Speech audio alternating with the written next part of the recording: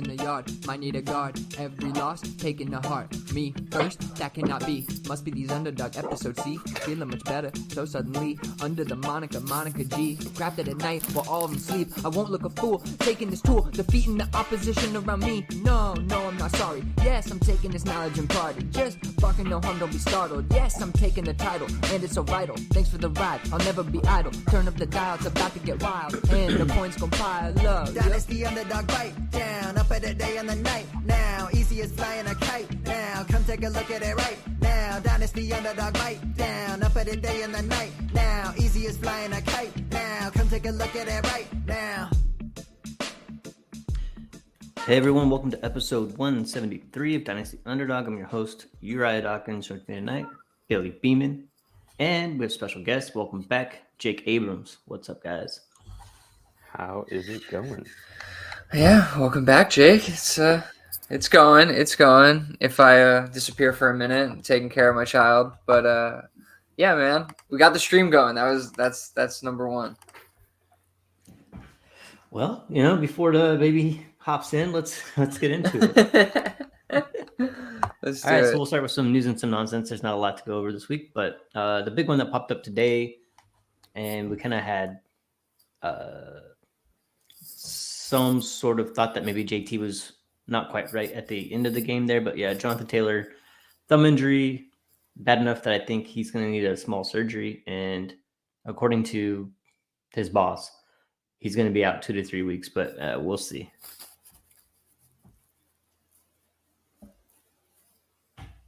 You're on mute. Coming at the worst possible time. Not being mute, but JT's injury. Yeah, absolutely terrible, man. I have a ton of teams with JT, so I'm not looking forward to this stretch without him. Yeah. I don't know. There's not much to say, I guess, if you can snag him off of a contender, if you have pieces, right? Like, now's that opportunity for sure. If there's maybe late deadline or no trade deadline, like, that's definitely what you should be looking to do. As a JT manager, you should be holding on for dear life and just hoping you can make it to the finals and he comes back. Zach Moss to the moon. Jesus. Yeah. What's Zach Moss's price right now then? More than it was 2 days ago. I mean, But still, like a high second. I don't know, a second.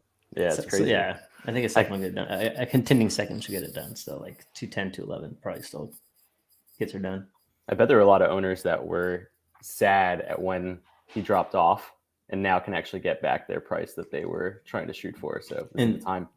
They absolutely should, because I don't think you want to have another sell opportunity for Zach Moss. So this is Yeah. the best one you're ever going to get. Yeah, that's for sure.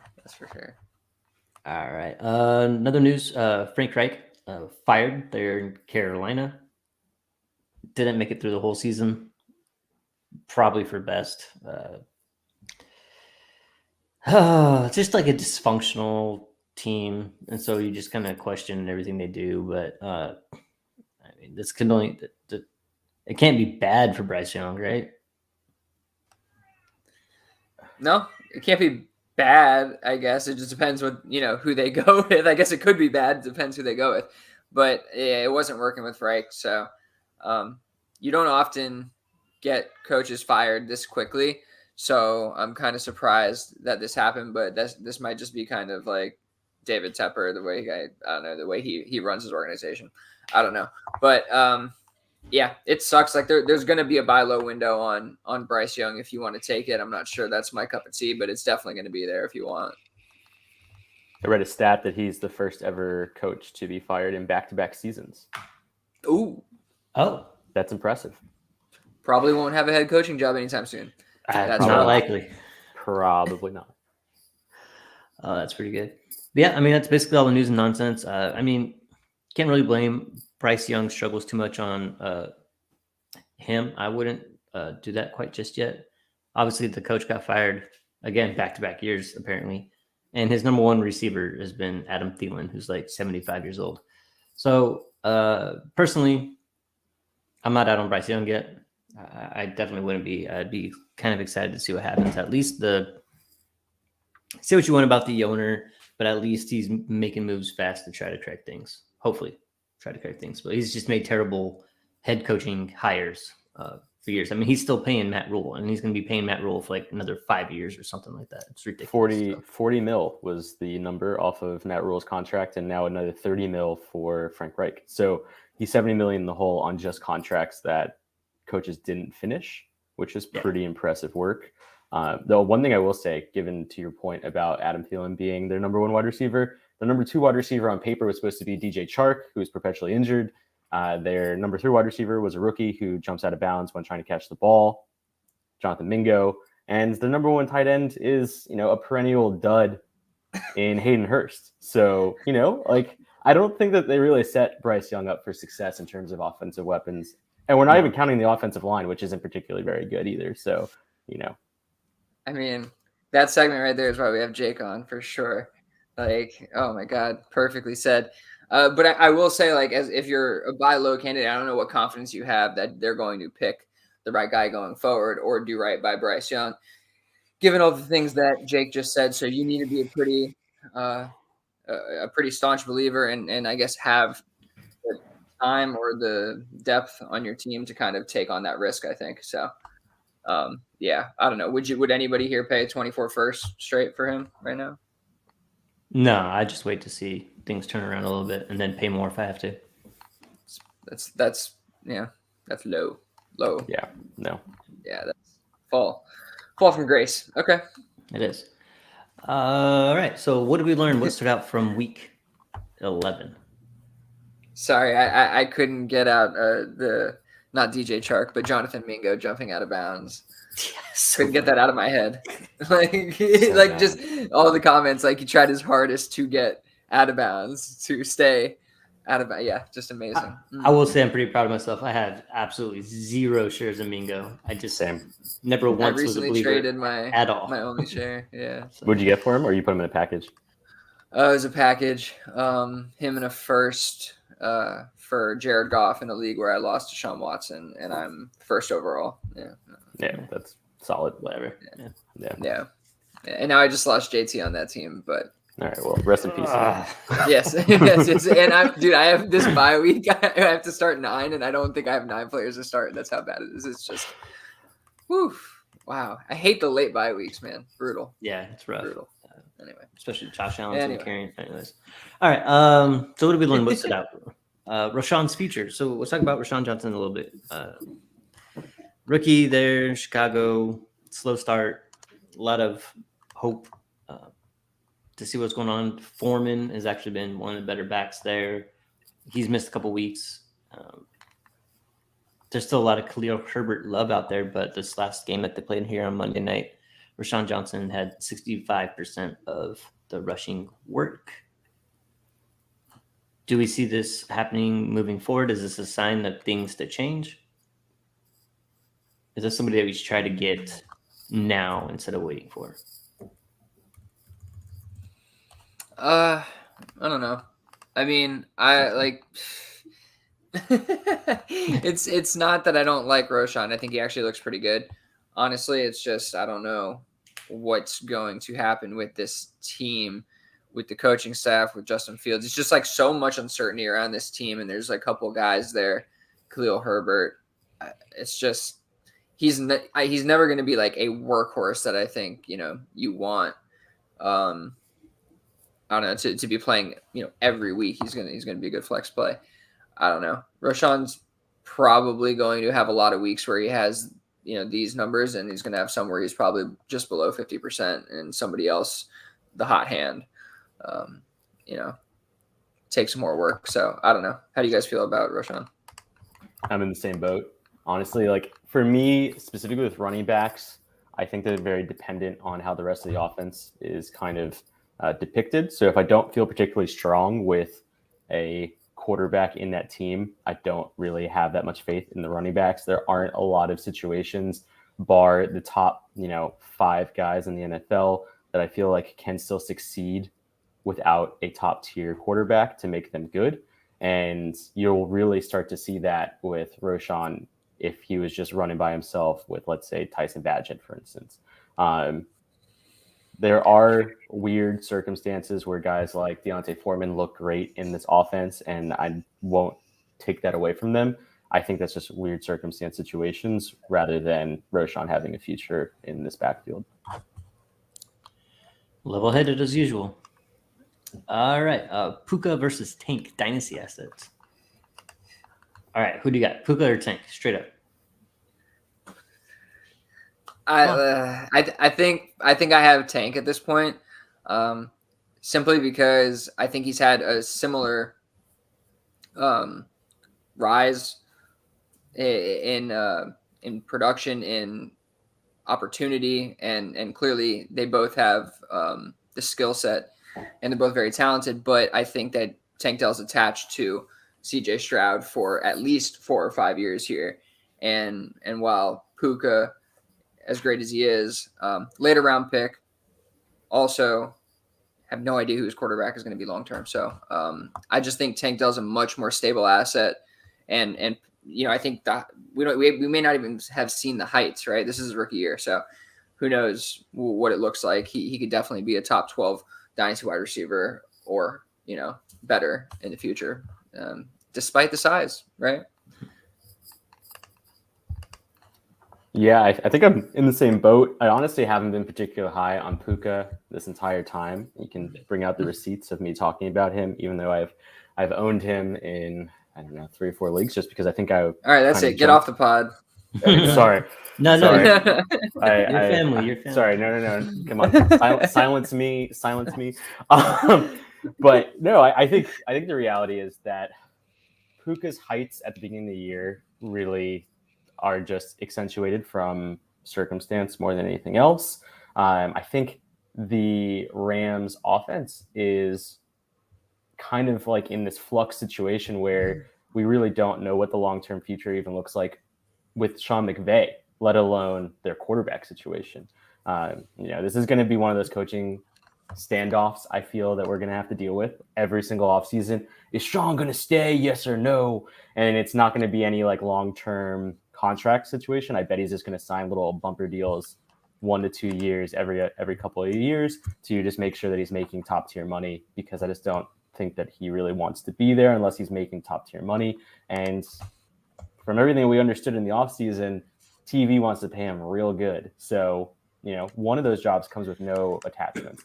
That's one of my concerns with Puka. And I think D'Amico Ryans will probably be there long term in Houston, but head coaching jobs do change pretty quickly. So, something to be aware of. It's all fair. All right, as Dorian Thompson-Robinson worth the stash, DTR. Well, Tank Dell. Sorry. What do you got? Hold on, real quick. Tank Dell's already surpassed Puka in dynasty value per keep trade cut. He's wide receiver 11. So he's already a top 12 wide receiver per the community. So, yeah, you probably missed the boat if you didn't get him. I tried to send Kenneth Walker and George Pickens for Tank Dell, and the manager told me, I'll wait till one of us is out of contention to maybe make a more creative deal. I was like, But that shows you where it's at. Like I thought that was a super strong deal. I was just going to get accepted no matter what, and it did not. Maybe he saved me. I don't know. Jake's eyes. Dude, that seems so expensive.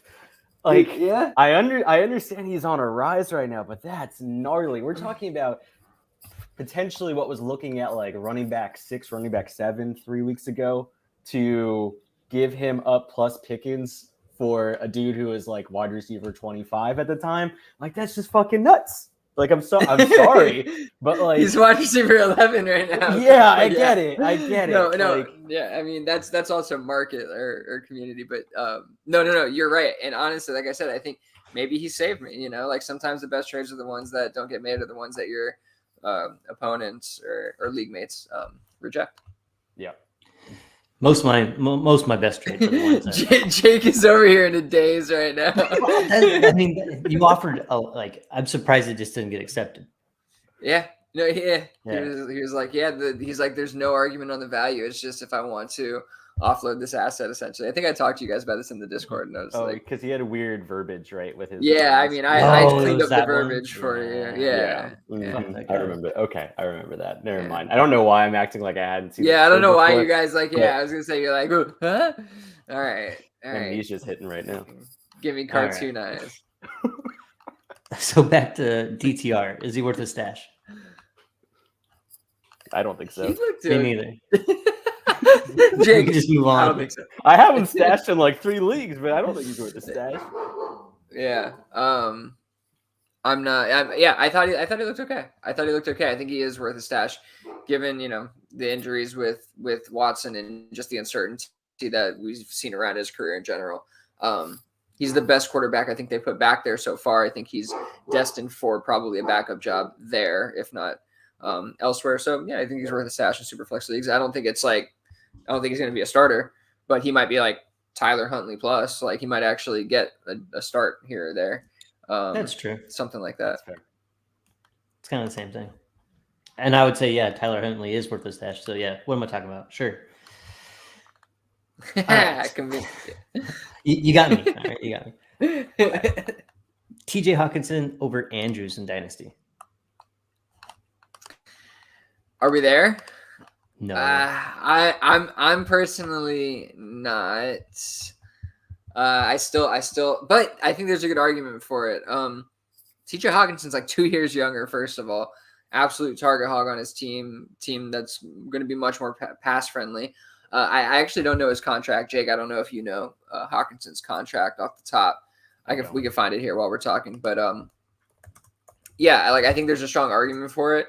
I just think that I think Hawkinson's much more of like a floor type tight end rather than upside, though he's shown plenty this year, but I think it might have been somewhat circumstantial in terms of Justin Jefferson being out, injuries all around, obviously to Kirk Cousins.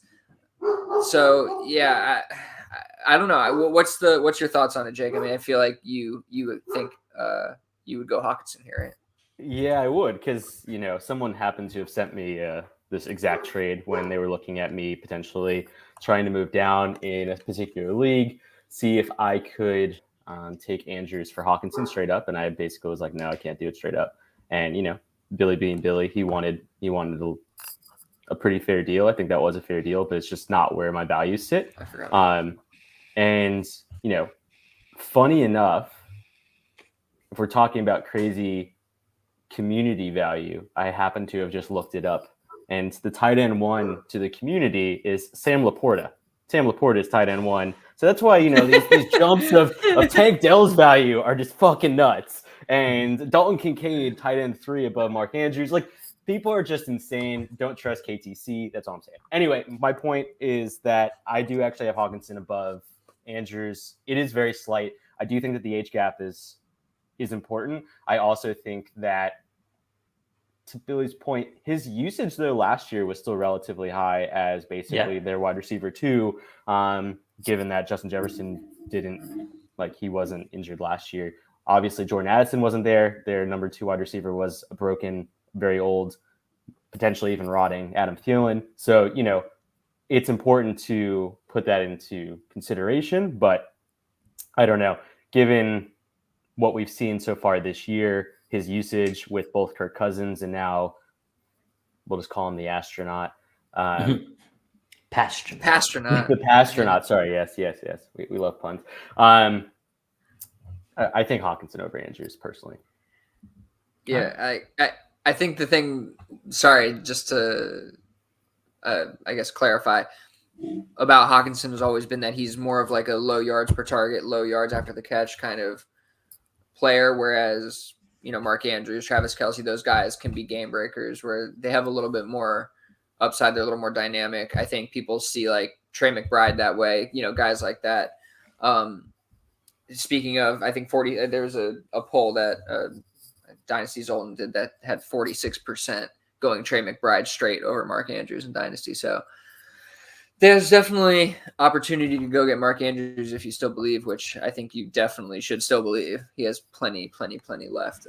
But yeah, I think Jake puts out a very convincing argument for Hawkinson over Andrews. All right. Is Austin Eckler washed? Now, I watched him run, I know what you think. and I was just thinking to myself, I might beat this dude in a 40-yard dash. No.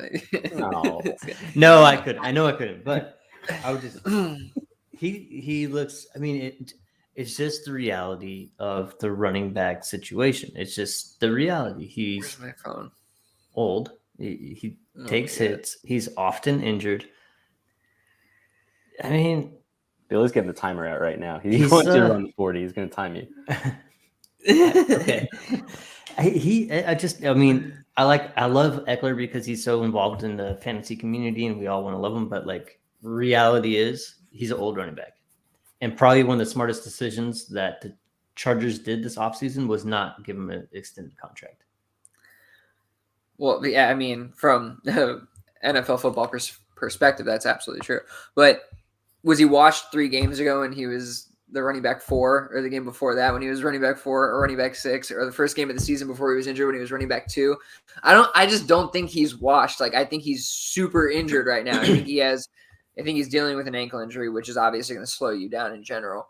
And he's got to play. Like, he's got to play. This team is struggling. So, yeah, I don't know. Like, I don't think he's washed. I think next year, like, he's not going to get any better. That's for sure. So, like, am I excited about the proposition of rostering Eckler long term? No. You just got to hope and pray that he gets right towards the end of the season here for you in the fantasy playoffs. There's no doubt about it. He's not right, and he doesn't look good. I mean, you can't. I don't think anybody can argue that, but I don't think he's washed personally. Yeah, there's a guy in DU too who doesn't think he's washed. Tried trading for him multiple times over the last 3 weeks, and he's thinking the guy's got like 3 more years left in his career. So, there's guys out there that believe, is all I'm saying. That's all I'm saying. You can move him still, is what I'm hearing. Got it. Name value. Name value. Yeah, exactly. Just make sure he's not on that owner squad. All right. Next one is Kyron Williams for real. Hey, welcome back, Kyron Williams. Came in there. Not only did he like put up like good numbers, like at the end of the day, like he got us a lot of fantasy points, but he looked electric. Like he looked really, really good. Is he a top 12 back in Dynasty? Yeah, he's just outside of per keep trade cut. He's running back 14. I mean, it's pretty impressive what he's doing, right? He just had 143 on 16 carries, and then 6 for 6 in the passing game. 2 touchdowns receiving. That's pretty impressive. I mean, I don't know. Like, it's not sustainable. I feel like he's not a huge back, right? He's like 5'9", just under 200 or something, which, everybody's dispelling the size stuff, but seriously long-term for running backs, like how first of all, he's had multiple foot injuries already in his career. That's what kept him out originally. His rookie season was, I believe, an ankle or a broken foot. And then this was another ankle injury. And again, I'm not like a big injury prone guy or anything like that, but he runs pretty violently. He's not the biggest guy. He's not a high draft capital guy.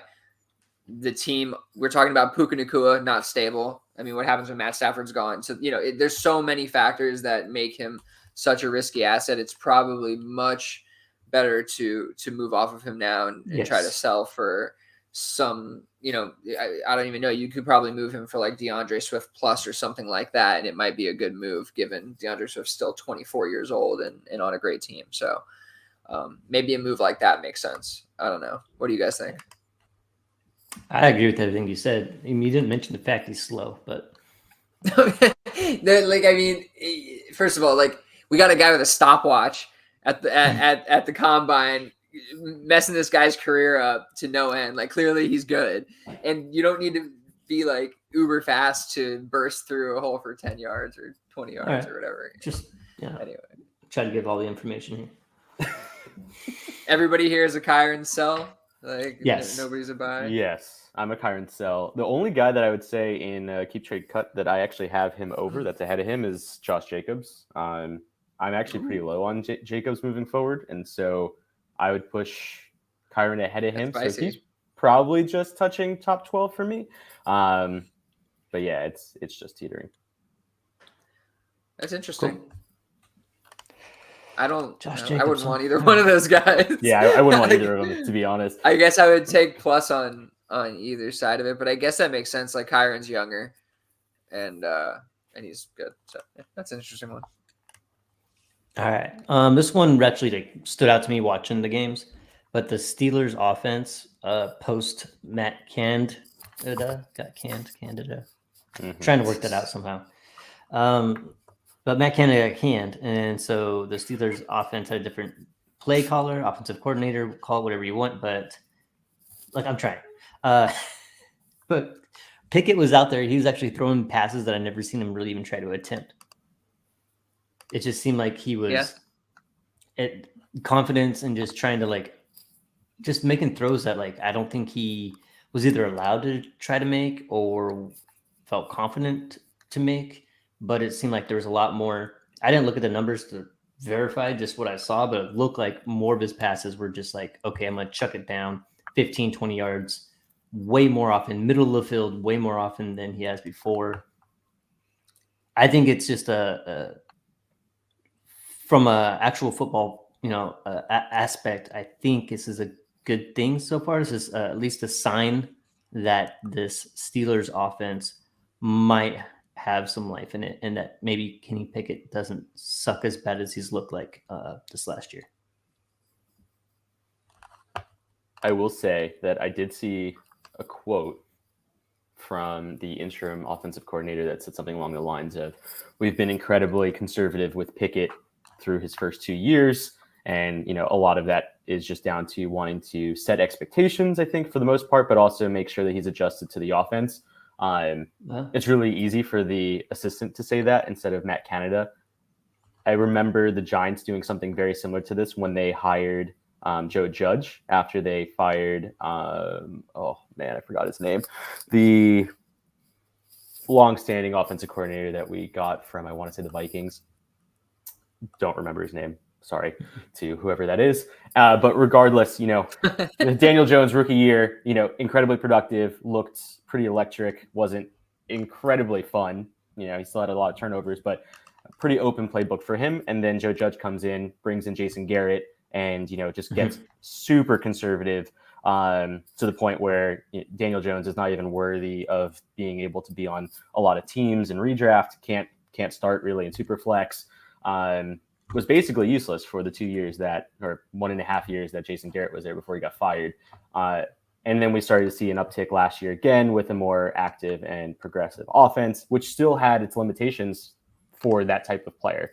I think at the end of the day, all I want to say is that a lot of these young quarterbacks do unfortunately get stagnated by their coaching staffs. I do think that we're in this situation 100%. where so many coaching staffs are concerned about their jobs. They'd rather win games by reducing turnovers. And instead, what ends up happening is these quarterbacks that can be more productive end up not being because of, scared coaching, which I think is really what you're seeing here. I don't think Pickett is necessarily good, but he does give me that vibe of, kind of not gunslinger, but willing to do whatever he can to win a game type player. So, going for 3 touchdowns, 2 interceptions will probably be a regular for him. But if that means that he's targeting Freiermuth for 9 catches, 11 times, and Freiermuth was only on the field for I think like 55 to 60% of snaps, like, dude, sign me up. Like, that's what I want. Mm-hmm. So it's pretty exciting for me. Yeah, no, I'm pretty in line with what Jake's thinking. I mean, even Deontay, should have had a touchdown. He was on another planet. Like, he wasn't even in the game. Like, let's be honest. Like, there's multiple, like the touchdown play, but also like the fumble. Like, there's about 15 different things. I'm missing like a whole bunch of the comments here. I'm so sorry, Joe. But I'll put some of these up on the screen in a minute. But yeah, man, like, he was looking absolutely awful, DJ. But he had 8 targets. Like, I mean, I think everything they're doing, and everything Pickett's doing is going in the right direction. So yeah, I'm kind of with it. I think not we've as a podcast. I think I've always kind of been teetering on, like, he's not that bad. Like, he doesn't look that bad. But he's also not that good either. But I think he definitely play in this league, and with the talent around him, I think he should be better than what we've seen this whole time. And I think that's what we're kind of seeing come to fruition here without Matt Canada. So real quick on Muth, we mentioned him, 11 targets, 9 catches. whatever, he had 116 yards or so. Looked great. How do we feel about Pat Freiermuth? I was looking at Keep Trade Cut. I think he was around guys like Michael Mayer and Dallas Goedert. I feel like I'd pretty comfortably take him over those two guys. What are you guys feeling about the Muth? Same. I mean, definitely over Mayer at this point, but I mean, I might consider Goddard, but that seems like a little too linear for me. If I had Muth, I'm keeping Muth. They have Ferguson there too, and I would honestly take Freiermuth over Ferguson as well. Yeah, I very comfortably take him over Ferguson. Yeah. I just think I know he was a much better prospect. I mean, he was like, I feel like we forget, like, it was a bad tight end class when he came out, but he is in line with guys like Cole Kmet or definitely Michael Mayer as a prospect, but I think he was that kind of prospect coming out, if I remember correctly. Yeah. Didn't he come out with Pitts? Did he? Maybe he did. Pretty sure he did. Right. And then Pitts had a really he came out of Iowa, rookie. right? He's another Iowa State or Iowa guy, whatever. Muth. Like, I think that year, if my memory serves you correct, which doesn't always. If Pitts wasn't in that draft, Freiermuth would have been tight end 1. And what Freiermuth did his rookie year, we would have been talking about pretty highly if Pitts didn't have. He was also Penn State rookie year. So I believe that's true. 2021 draft. 2021 draft. Is that? I don't remember. Doesn't really matter. But Pat Freiermuth, like, I'm all aboard him. Like, wherever I have him, I'm pretty happy with it. So I got not to just rub salt in someone's wounds, but I was able to pick him up for free basically in a keeper league this past 2-3 weeks ago, right before he got off IR. And honestly, that's going to be a huge dub because the rest of my team's kind of sucking ass right now. So I'm going to have to keep him. That is pretty clutch. Yeah. All right. Next one, Jordan Love, turning it around. Muth was 2021 and Kyle Pitts was 2020. At least that's what Google says. I can't trust Google. No. So. All right. It felt like the same year. They all feel the same nowadays. I don't want to be very bad news, but Kyle Pitts was 2021. Oh, he was? Okay. Yeah. Google's wrong. Number four Don't overall. Google. Yeah. Alphabet Company. Don't trust them. I love it. Do you have a tinfoil hat too at home somewhere? Don't tell anyone. I got extra. I'm not using Wi-Fi right now. It's radiation. No 5G. Oh. All right, so Jordan Love. Is Jordan Love turning it around? I'm currently in a spaceship. But he had a good game. He had a good game. Christian Watson had a pretty good game. Romeo Dubs is still kind of doing what Romeo Dubs does. I don't know. I'm so unsure of Jordan Love still. He doesn't pass my eye test. I'm going to tell you that. Like, even these weeks where he's doing well statistically, which he has done for, I think it's now his 7th straight top 10 performing week. Like, I don't know, man. Like, he misses wide open receivers who are making incredibly athletic plays.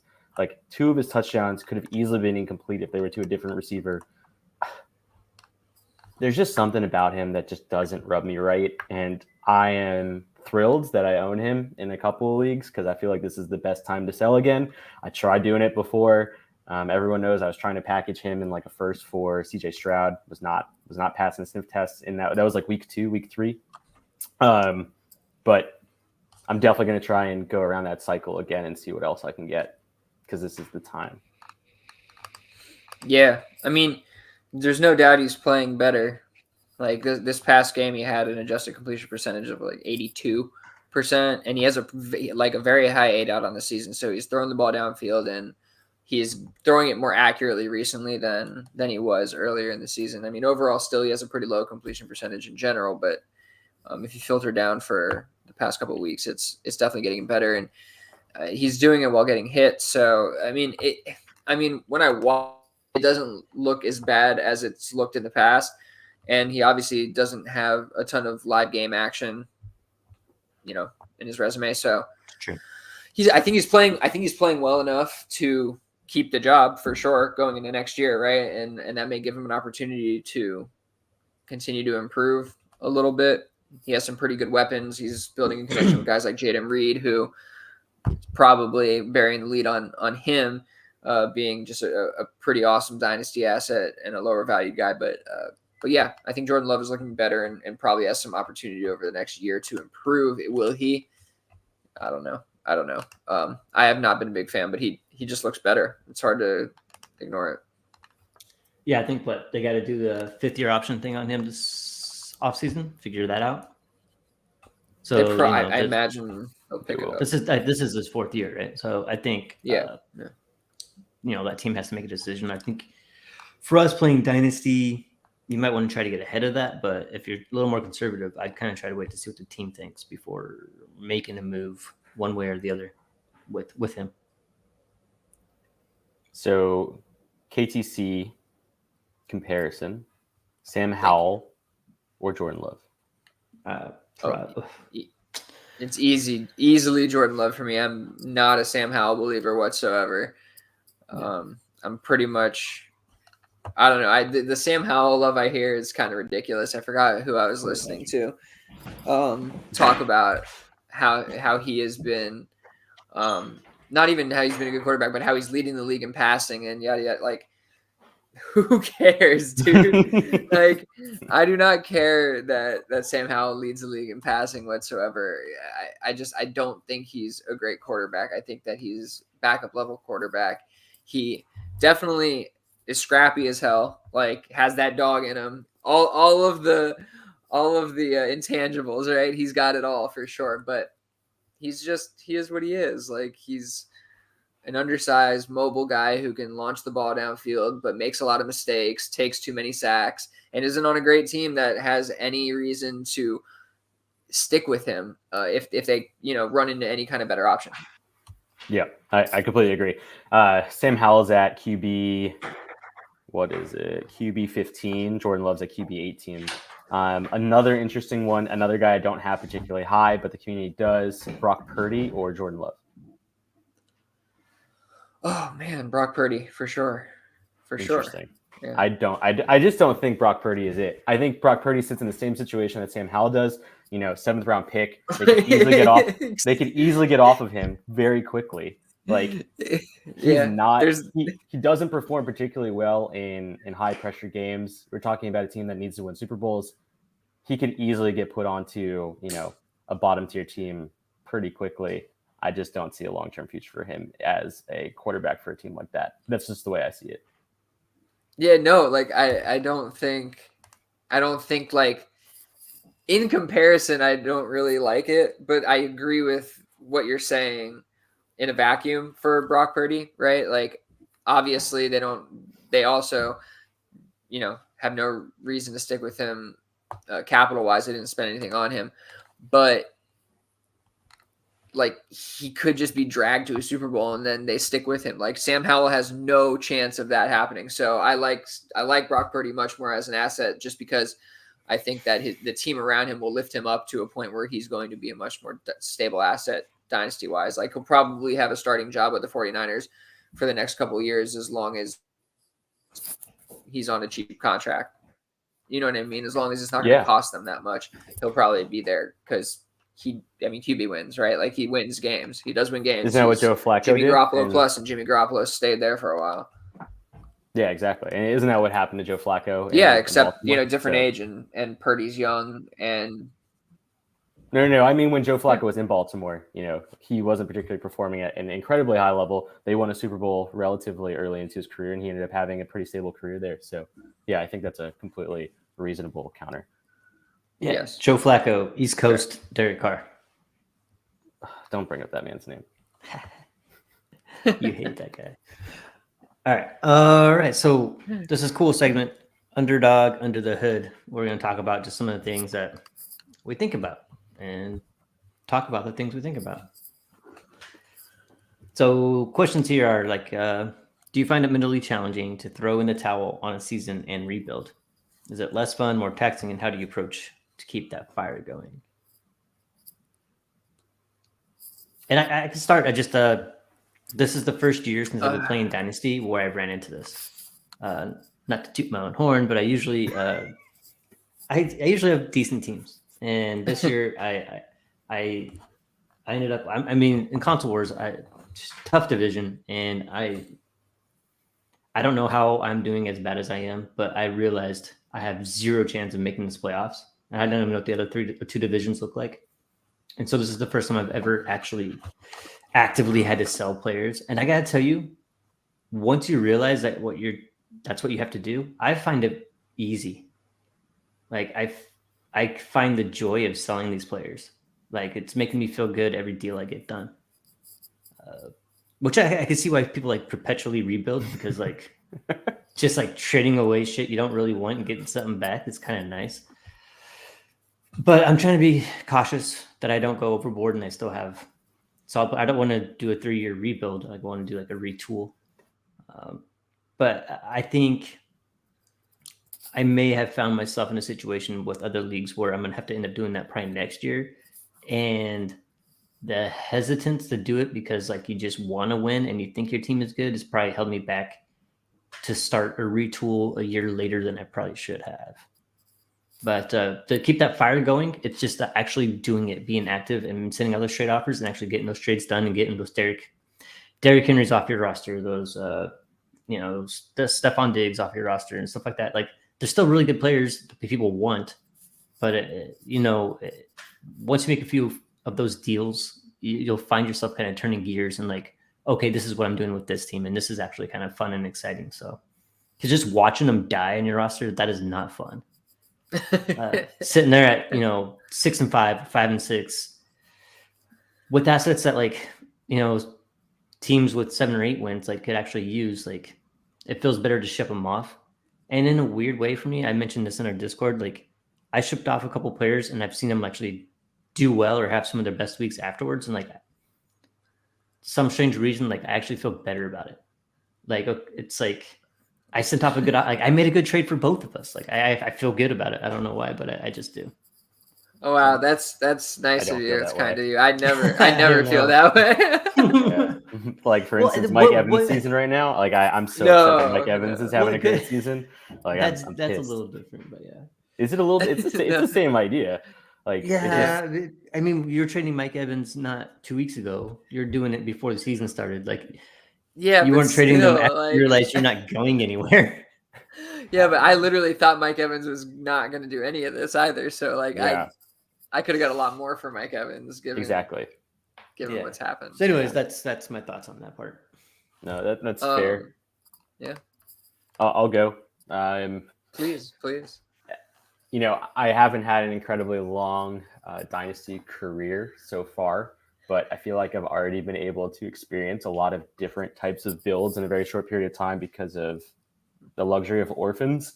I will say that I do find it significantly more mentally challenging maybe that's because I am mentally challenged. I don't know, but because of the fact that I am tanking so heavily in one league. Like it's just such a weird construct for me because I'm just so used to trying to win in everything that I participate in that's like slightly competitive. And so, like I went balls to the wall tank. Like I've never thought that I would ever own a team that looked like that. And, this team is now outputting like 60, 55 point weeks every single week. And I'm like, dude, this shit looks great. Like this is exactly what I wanted. I'm like looking at possible points, and I'm like, oh, my gap is like 200 points. There's no one coming for me, and that's out of 36 teams. So I was like, man, I really tanked hard this year. And it was one of those things where the team that I had taken in wasn't even that bad, but it was just old. So like I needed to get rid of assets as quickly as I possibly could, knowing that their values could depreciate even faster than they were on my roster. Like. Guys like Austin Eckler, got rid of him for a 1st and 2nd before the season started. Looking at it now, I'm like, it's probably what I still could have gotten, maybe. So it's like trying to really decide when Yeah. is the best time to sell certain players and when you're in those types of situations. If I had Eckler and Evans both on that team right now, I might be 6th, 7th, or 8th potentially in possible points, and I wouldn't be, having that 101. So what's more important to me, having that 101 or having that 104 potentially, or 103? So I had to kind of divvy that up in my head as well when I was making these decisions, and not trying to be too harsh on myself, thinking about, maybe I could have gotten an extra second on top of that. Is that equivalent to getting the 101? Probably not, because I wouldn't be able to trade that extra second to get the 101. So where's that kind of logic falling into place? And those are the types of things I don't really think about with, my own startups, right? Most of my startups that I've ever built have been built to try and succeed in year one.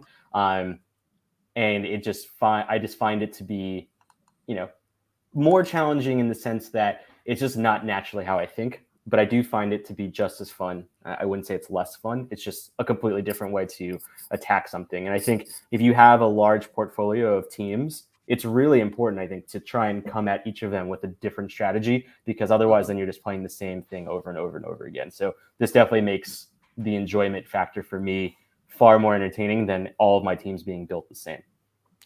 It's a good way. Yeah. And I think it's hard, honestly, to build your teams the same, unless you're playing with literally the exact same group of people and they're getting like similar draft position. But it's just, I think it's difficult to do that. But one way or another, I do think that first of all, I do think it's good to have rebuilding in your portfolio in general and to be familiar with it, because one way or another, you're going to run into it and need to do it. I think it's fun as well. I kind of look at it all. I look at all of them as kind of like puzzles, and like you're just trying to find the right pieces to fit in the right spots for that specific league and for that team. And then so I just find it as like another challenge. You know what I mean? It's like an entertaining challenge trying to figure out how to take a team that was probably good at one point, unless it was just a disaster, which is a whole nother story. You're trying to fix, a bunch of issues and mistakes that you made. But most of the time for me, it's been coming from teams that were good at one point and trying to figure out how to rebuild those teams quickly. And that's just a challenge in its own, rather than just trying to keep a contender alive, which is, another challenge in and of itself. So for me, that's how like I try to enjoy each of them. They're just different ways of playing the game and trying to get to, I guess, the same goal. It's just, different phases. So yeah, I think you guys really went through it in an interesting way, for sure. All right. Next All one. right. Yeah. Are you able to walk away from trades and just say, never mind? Like, I know where this question comes from, because a lot of times you might not even get like trade offers in certain leagues at a regular interval that we would care for. So sometimes just getting the offer or even the conversation going kind of gets your juices flowing. But once you realize that like you're not even on the same page, like, is it easy for you to just like walk away and say, nah, I don't need this right now? I do it quick. Billy? I do. You do it quick. Yeah. Oh, I do. As soon as the values are completely off, it's really easy for me to just be like, yeah, no. Okay. Good. But what if? Yeah. But what if the values are close though, and you need the piece and they won't budge on the price? Yeah, I think. Are you still good to walk away? I absolutely, like, at that situation, I walk, and I typically come back in a couple of days with some type of like other offer. Usually like 3 to 4 days. Usually kind of my hope is that player that I'm going for has a down week. And that's just like my hope and my pray is that, I'm going to walk away. I'm going to shoot for that same offer that I sent you last week. It's not going to change, even though, because my valuation on that player isn't going to change off of a week, but yours might. So that's the way I see it. And I'm not gonna budge from what my value is kind of the way I'm looking at it, unless we can try and be creative. And usually most people aren't creative when coming back. It's usually just like, oh, this is what my final offer is. I'm like, okay, cool, great. Love talking to you.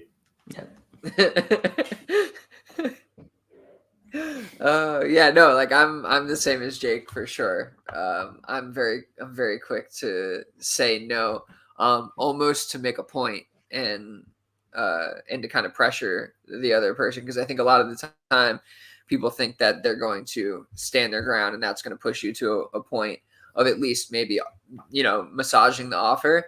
And I think sometimes when you just hit them with a hard, all right, no, I'm cool, man, and walk away, they're like kind of stunned. And typically I don't even get to the point where I have to send another offer.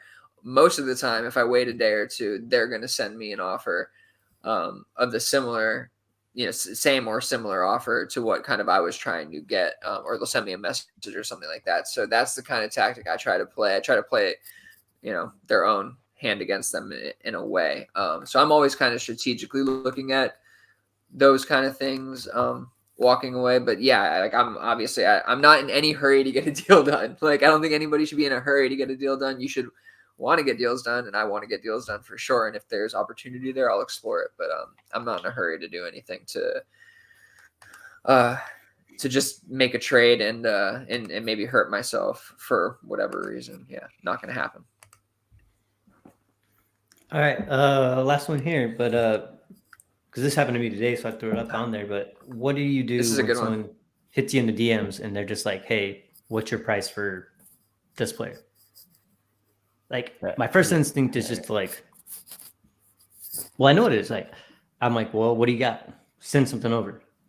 Like, I'm not going to tell you what my price is. It's whatever's fair to you. Like, well, how bad do you want them? Like, you send me an offer. I have something you want, so come to me and, send me something. So, I mean, that's kind of essentially what I did, but it's just one of those. It's probably like one of my worst like DMs I get when it comes to trading is just like, psst.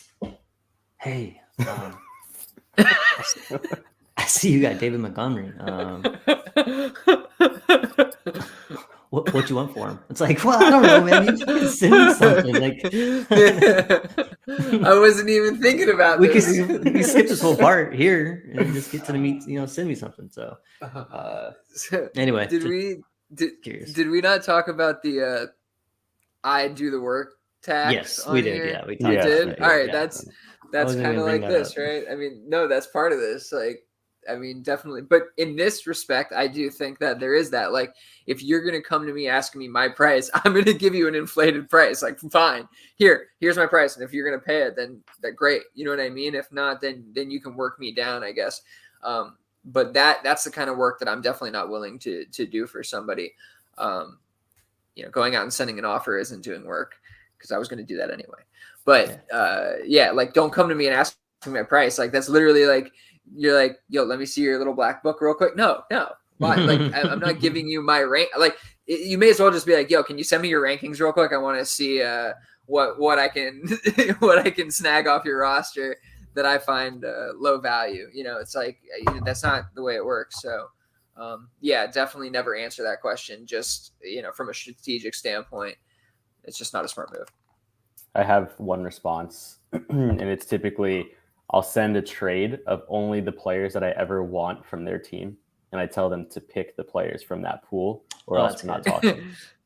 It's just like that's it. Like, if you don't send me a single player within that deal, like of those group of guys that I'm interested in, then we have no deal. That's basically the way I look at it. And more often than not, they typically don't send a trade back. And I'm just like, okay, it sounded like we weren't on the same page of me wanting to trade with you. Like, don't send me some bullshit where you're going to send me like, 3/3 or something for like a dude who's, an early second value. And I'm like, oh yeah, what a great offer. No. Like, here's what I want. Fit that into a deal. You do the work, and then we figure it out. Like, it's not challenging. Like, did you not know that I wanted your best assets? Okay, cool. Yeah. I think I had some similar happen with Tyreek Hill in a different league. They're like, oh, well, I got this, and I was like a couple thirds, and this. I was like, you can send me one singular player that's the equivalent value to Tyreek Hill, and I'll make that deal with you, or that's it. Like, I don't know. I don't have to tell you, man. You could do all this, or you could just send a fair offer. It's the same thing. Yeah. 5 nickels equals a quarter. Oh, yeah. I only have room for a quarter. I just want a quarter. So, yeah. Anyway. Yeah. Okay. All right, yeah, I thought that was interesting. We'll have some more stuff. I like talking this stuff through, especially when Jake's on. He always brings a good perspective. So we'll have different topics. If anybody listening wants to talk about anything specific in terms of like just like mental parts of the game, theoretic, dynasty theory parts of the game, we'll definitely chop it up about that kind of stuff when Jake's on more often than not. All right, let's hop into some trades, non-trades, and get out of here. Who's got this first one? I guess I do technically. it is my trade. Yeah. I think Billy threw this in here. This honestly actually goes really well with the underdog under the hood segment because I've got the weirdest team in the world. My DU3 team is the most. What do you do when all your players get injured? Like, what the fuck do you do, dude? Like, I don't really understand how the fantasy game works at this point.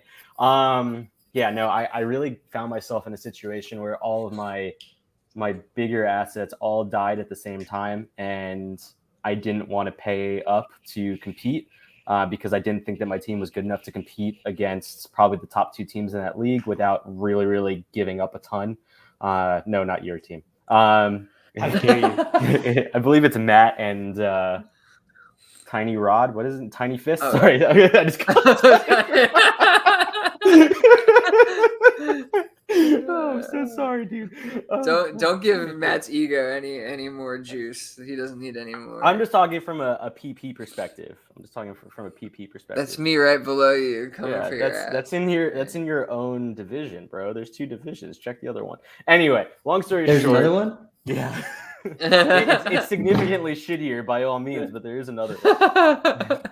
I'm so bad that I'm in second in that division. But anyway, long story short, I was in a situation where I was kind of like mid-year. I wouldn't call it tanking, but retooling to still be competitive so that Joe, if he's still listening, gets kind of fucked with my draft pick. So I had given up a first for 2024. Kind of felt like my team wasn't going to compete for the rest of the year at the championship level, and I wanted to add some talent into the team as Joe Burrow had just gone down. So I sent out an offer thinking it wasn't going to get accepted. Little did I know there were some other circumstances to the situation. So before I went to sleep that night, I sent out Mac Jones and Ramondre Stevenson for Deshaun Watson. My running back situation is pretty stable on that team. I got Bijan and Pacheco with a couple of other guys who can easily score around 10 points per game. So I felt pretty comfortable with sending out that trade, thinking I was going to get, a pretty big uptick in quarterback value moving forward. Little did I know that morning, Deshaun Watson was ruled out for the rest of the season with shoulder injury and shoulder surgery, which, the other owner happened to be really, really nice and was just like, hey, do you want to, I've already accepted, but do you want me to cancel? And I was just like, no, dude, I sent it out without knowing the situation. That's on me. It's all good. Let's push it through. What are your thoughts on the trade? I think long-term, it's a good trade for you. I'd rather have Watson on my team, tanking, contending, whatever, than Mac Jones and Stevenson. Honestly, I mean, I don't have to get into it too much, but I don't think Mac Jones has much of a career as an actual starter in the league. Unfortunately, I think he's good enough that he could. No shade, Billy, but I think the Patriots have just really shit the bed the last 4 or 5 years, acquiring talent and things like that. And Stevenson's a running back who's going to be old before we know it, so... Deshaun Watson, probably. No shade. I mean, that's absolutely the truth. They've jacked up Mac Jones' career. They've jacked up the whole situation there. But I digress. I like this deal a lot for you, especially considering kind of the way your team devolved. It doesn't really matter that Deshaun Watson isn't scoring points for you. It's actually a good thing because you probably want to. I don't know if you have your first. I don't know if you said that, but either way. I think I don't. For whatever remaining picks you have. I don't have my first. That's tough. Yeah, that is tough then. Yeah, I mean, what you're doing though, I mean, I know because I bought a player off of you. I think trying to move, the rest of these elder statesmen that are on your roster for whatever you can or for the most that you can And I think you did go with Keenan Allen. I think you got my first off me for that, which is probably the most you'll get for Keenan going forward. And those kind of moves are what you need to do at this point. So I think this is kind of in line with that anyway. It's moving off pieces like Mac Jones, who is absolutely dead in the water, and Ramondre Stevenson, who is just another running back at the end of the day, into a quarterback who we know where he's going to be, what he's going to be doing for the next couple of years here. And I think he was looking better personally as the season went on. So I like Deshaun Watson, the football player and fantasy player. So nice caveat. Yeah. It's hard to like say those sentences, right? Like I absolutely don't like Deshaun Watson, but I think the points he's scoring work well on a fantasy team. So there's that. Yep. Same. All right. Next one is offer I Okay. sent Who's when this talking next to. one? It is mine.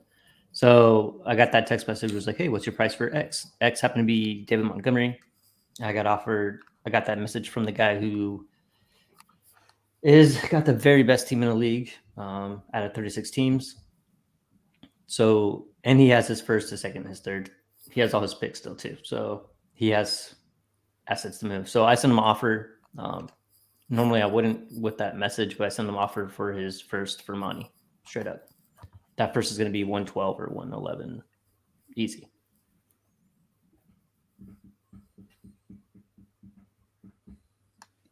Yeah, I take the pick. Like Got it right, I think. I don't think you're gonna get that much more. Yeah. No, I don't think so either. But I don't think I'm gonna take much less. So. Yeah, I feel like you gave him a market value price when you could have added to that. Like, especially because he asked you for your value and you gave him an offer, like almost like what Billy was saying before. Like, I'd almost add that additional tax of me having to do the work. And maybe you can come down to that first by itself. But I don't know. For me, I'd probably be willing to add a first and a third at the very beginning and walk out of there. First and a fourth, something like that. Maybe even a first and a second 2 years from now or something along those lines. Like, I feel like if you were the one who's having to have to send that trade, tell him to go fuck himself, basically, with your offer. And if he accepts, he accepts. But if it's like relatively in the fair range, then they counter and you find some middle ground. But I think it's still good value. I just think it's market value. Gotcha. I tend to do that just because I tend not to try to go back and forth too often. Yeah, that's fair. Talking to other people sucks most of the time, so I get it. Yeah. I mean, I talk to Billy more than I talk to Alex, anybody else in the world, though. so I do. I think it's fair, so we'll see what happens. Fair enough. That's hilarious. Oh my goodness. Okay. I've forgotten. I don't think either one of these are actually mine, but they were in leagues that were in. One of these is, I think, DU3. I think the Josh Downs one is. Josh Downs for 24 second, third, and fourth. Yeah, it's fair. I like Josh Downs, so depending on what those picks are, I might take Downs over him.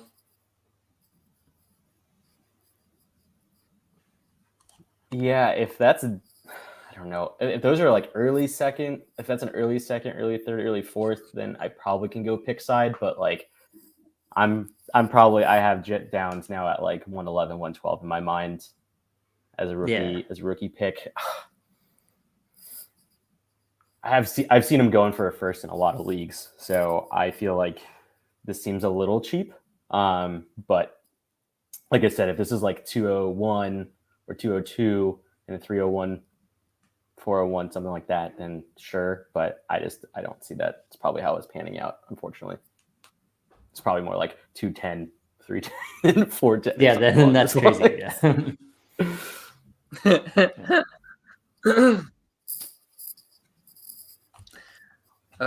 Yeah, I'd probably roll the dice on Josh Downs as well. My internet is probably lagging behind, so I apologize for that. But this last one is from Console Wars. Tank Dell, another Tank Dell trade. Tank Dell for Zay Flowers, Tank Bigsby, and Jalen Hyatt. This is an interesting one. I kind of like the Dell side, man. I kind of like the Dell side. What do you guys think? I actually got this offer. Funny enough, the person who owns Flowers, Bigsby, and Hyatt did the, stereotypical move in console wars, which I do as well, so I can't make fun. But, you send out the same trade to all 3 owners and see who bites. Funny enough, I hadn't seen the trade. I was already leaning to no, and I had sent it over to Billy. Billy gave me feedback pretty swiftly. I had already rejected, funny enough, before he had responded. And even funnier enough, before I had responded to the group in the group chat, I had already seen like the league group chat. One of the other league members was already like, "Hey, can you process this trade?" I was like, "Oh, I already know exactly what trade is going down," because I knew that he had Tank Dell, and I was just like, "Huh, interesting." I'm surprised that went through, but I'm glad to see that the person who sent up those trades was successful with what they were doing. Personally, I just don't see any real value for Bigsby and Hyatt, and I feel like right now Tank for Flowers straight up, just I'd rather keep Dell, especially with the build that I had. Yeah, I think it's fair. Unfortunately, Bigsby, we're probably have to wait a while to have any real value for him again. But I'm pretty high on Flowers. I've been pretty vocal about that. So this is something I might do if I had the roster spot. I don't typically want to take on 3 players for one of my star players in general. I'd rather have Dell, maybe Flowers, and a pick versus Flowers and then Bigsby and Hyatt. Because, just kind of reset there. But yeah, holding on to Dell, I think, was probably the smart move for you.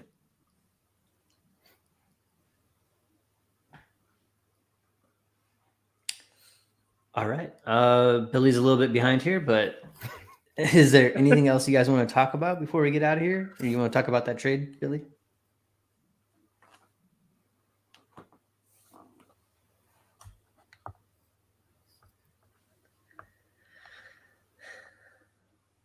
What?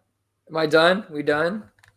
No, I was sorry. You can't hear me? Yeah, the audio must be super delayed. It's that Florida internet, You're not even lying, though. Just curious if you want to chime in about the Dell trade. No, I I like the Dell side, and I think Jake should be happy he held on to the Dell side for sure. All right. If there's nothing else you guys want to talk about, let's get out of here. Thank you for having me. Yes, of course. Thanks everyone for giving us a listen. Follow us on Twitter at Dynasty Underdog, at Uriah Dawkins, at Willie Beeman DFF, at Jake Abrams. Listen to us on Spotify if you can. Check us out on YouTube. Join our Discord. It's amazing. And y'all have a wonderful night.